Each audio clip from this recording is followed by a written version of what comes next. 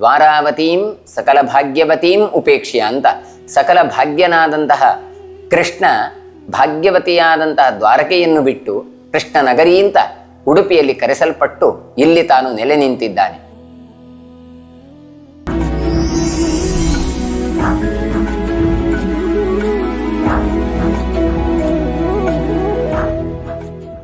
ಕೃಷ್ಣಂ ವಂದೇ ಮಂಥಪಾಶಧರಂ ದಿವ್ಯಾರ್ಭಕಾಕೃತಿಂ ಶಿಖಾಬಂಧತ್ರಯೋಪೇತಂ ಭೈಷ್ಮೀ ಮಧ್ವಕರಾರ್ಚಿತಂ.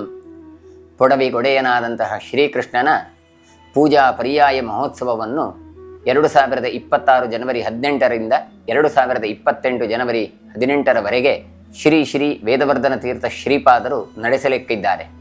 ಆಚಾರ್ಯ ಮಧ್ವರು ಶ್ರೀಕೃಷ್ಣನನ್ನು ಪ್ರತಿಷ್ಠೆ ಮಾಡಿ 8 ಜನ ಯತಿಗಳನ್ನು ಪೂಜೆಗೆ ಅಂತ ನಿಯೋಜಿಸಿದರು.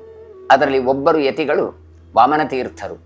ಇಂತಹ ವಾಮನತೀರ್ಥ ಪರಂಪರೆಯಲ್ಲಿ ಬಂದಂತಹ 31ನೆಯ ಯತಿ ಶ್ರೀ ಶ್ರೀ ವೇದವರ್ಧನ ತೀರ್ಥ ಶ್ರೀಪಾದರು ತಮ್ಮ ಚೊಚ್ಚಲ ಪರ್ಯಾಯಕ್ಕೆ ಅಣಿಯಾಗುತ್ತಾ ಇದ್ದಾರೆ.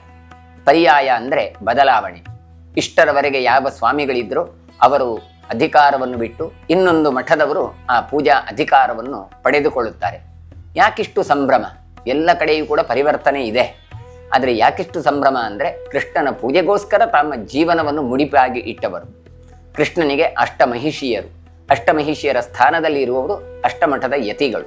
ತಮ್ಮ ಜೀವನವನ್ನು ಪೂರ್ತಿ ಕೃಷ್ಣ ಪೂಜೆಗೆ ಅಂತ ಇಟ್ಟದ್ರಿಂದ ಕೃಷ್ಣನ ಪೂಜೆಗೆ ಒಂದು ವೈಭವ. ಹಾಗಾದರೆ ಅಂತಹ ಕೃಷ್ಣ ದ್ವಾರಾವತೀಂ ಸಕಲ ಭಾಗ್ಯವತೀಂ ಉಪೇಕ್ಷ್ಯ ಅಂತ ದ್ವಾರಕೆಯನ್ನು ಬಿಟ್ಟು ಉಡುಪಿಗೆ ಬಂದು ತಾನು ನಿಂತಿದ್ದಾನೆ. ಸಕಲ ಭಾಗ್ಯನಾದಂತಹ ಕೃಷ್ಣ ಭಾಗ್ಯವತಿಯಾದಂತಹ ದ್ವಾರಕೆಯನ್ನು ಬಿಟ್ಟು ಕೃಷ್ಣನ ತಾನು ಊರು ಅಂತ ಕೃಷ್ಣ ನಗರಿ ಅಂತ ಉಡುಪಿಯಲ್ಲಿ ಕರೆಸಲ್ಪಟ್ಟು ಇಲ್ಲಿ ತಾನು ನೆಲೆ ನಿಂತಿದ್ದಾನೆ.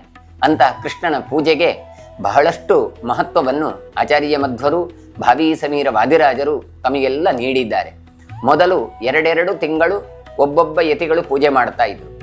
ಮುಂದೆ ಯತಿಗಳೆಲ್ಲ ವಾದಿರಾಜ ಯತಿಗಳ ಹತ್ರ ಬಂದು ಹೇಳ್ತಾರೆ, ನಮಗೆ ಒಬ್ಬರಿಗೆ ಗಣೇಶ ಚೌತಿ ಸಿಕ್ಕಿದ್ರೆ ಇನ್ನೊಬ್ಬನಿಗೆ ಶಿವರಾತ್ರಿ ಸಿಗ್ತದೆ, ಒಬ್ಬನಿಗೆ ನವರಾತ್ರಿ ಸಿಕ್ಕಿದ್ರೆ ಇನ್ನೊಬ್ಬನಿಗೆ ಕೃಷ್ಣ ಜನ್ಮಾಷ್ಟಮಿ ಸಿಗ್ತದೆ. ನಮಗೆ ಎಲ್ಲ ಹಬ್ಬ ಹರಿದಿನಗಳನ್ನು ಎಲ್ಲರೂ ಸೇರಿ ನಮಗೆ ಸಿಕ್ಕಬೇಕು ಅಂತ ಪ್ರಯತ್ನ ಪಡ್ತಾರೆ, ಆದರೆ ಸಿಗ್ತಾ ಇಲ್ಲ.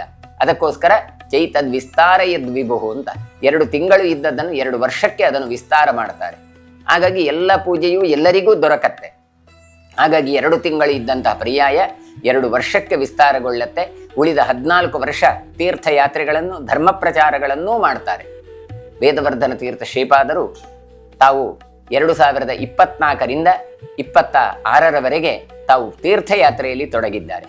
ತೀರ್ಥಯಾತ್ರೆಗಳನ್ನೆಲ್ಲ ಪೂರೈಸಿ ಅಲ್ಲಿದ್ದಂಥ ಭಕ್ತರ ಸಮಾಗಮಗಳನ್ನೆಲ್ಲ ಮಾಡಿ ಅವರಿಗೆಲ್ಲ ಧರ್ಮದ ಪ್ರವಚನಗಳನ್ನು ನೀಡುತ್ತಾ ಅವರು ಕೊಟ್ಟಂಥ ಕಪ್ಪ ಕಾಣಿಕೆಗಳನ್ನು ಕೃಷ್ಣನಿಗೆ ಅರ್ಪಿಸಲಿಕ್ಕೆ ಇದ್ದಾರೆ. ಹಾಗಾಗಿ ಅವರು ಬರುವಂತಹ ದಿನ ಅದು ಪುರಪ್ರವೇಶ ಅಂತ ಕರೆಸಲ್ಪಡುತ್ತದೆ. ಜನವರಿ 9ನೆಯ ತಾರೀಕಿಗೆ ಕಡಿಯಾಳಿ ಕಡೆಯಿಂದ ತಾವು ಪ್ರವೇಶ ಮಾಡಿ ಕೃಷ್ಣನ ಪೂಜೆಗೆ ತೊಡಗುತ್ತಾರೆ.